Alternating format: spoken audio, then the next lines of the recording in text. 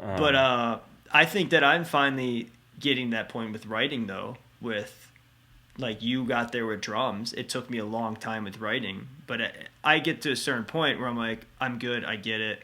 If no one's interested in picking this stuff that I'm writing, it's kind of done. Because I've reached the level where I think that it's worthy of being out there. Right. And I think that's what you need to satisfy yourself. Yes. And it's like, I'm satisfied.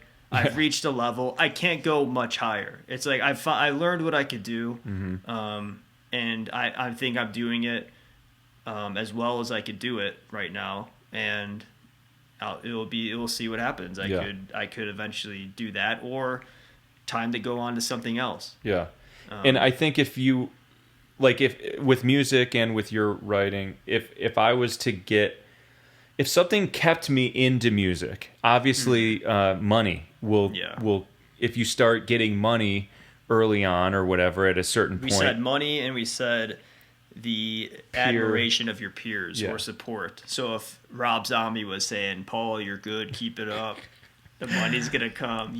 Rob Zombie. Yeah, exactly. I'm gonna get you in the band as soon as if you had some kind of breadcrumbs, pulling you down that trail to say keep going, keep coming this way, then I'd be still focused more on music, but I wasn't getting any of that, and neither were you, really.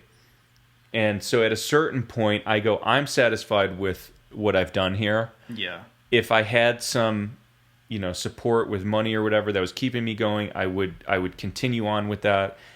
But since it's not, I do have other interests. And I'd like to be, I've got to a good point here. Let me focus on the next subject. Okay, you people sit tight, hold the fort, and keep the home fires burning. And if we're not back by dawn, call the president.